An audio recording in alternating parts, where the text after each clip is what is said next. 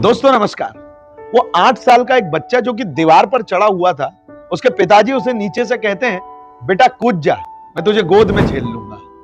बच्चा घबराता है, लेकिन पिता कहता है, बेटा मैं हूं, तेरा बाप हूं, कूद जा। बेटा हिम्मत करता है और कूद जाता है और बाप उसे गोद में झेल लेता है। बच्चे को बहुत खुशी होती है। अपने पिता से फिर कहता है, पिताजी अगर बुरा ना माने तो 1 टाइम मोर, एक बार और कूदूं? तो बाप बोलता है, बिल्कुल कूद जा।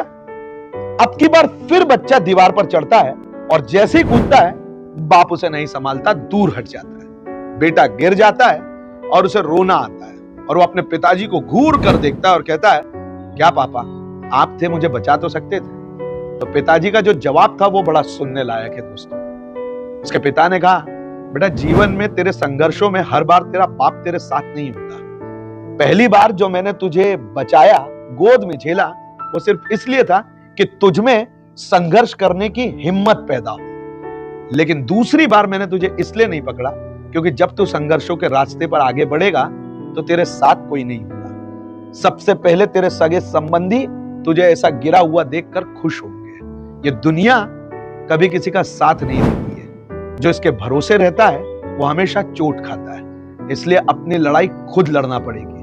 बहुत कम उम्र में तुझे संदेश दे रहा हूं, लेकिन सही वक्त पर दे रहा हूं। जीवन में आगे बढ़ना हो तो खुद पर भरोसा करो और ऐसी दीवार नहीं, कितनी भी तकलीफें हो, कूद जाओ, लेकिन स्वयं पर विश्वास रखना। तो दोस्तों वो सीख उस बेटे के तो काम में आ गई। हो सकता है आपके पिताजी ने भी आपको कोई सीख दी हो, और अगर दी हो तो मुझे कमेंट्स में जरूर बताइएगा, क्योंकि आपके पिता की सीख भी हमारी अगली कहानी हो सकती है। क्योंकि कई लोग ऐसे भी हैं दोस्तों, बदकिस्मत, जिनके पिताजी बहुत कम उम्र में उनको छोड़कर चले गए। तो अगर आपके पिताजी हैं और उनकी कोई सीख यदि आपको याद है तो जरूर सेंड कीजिए।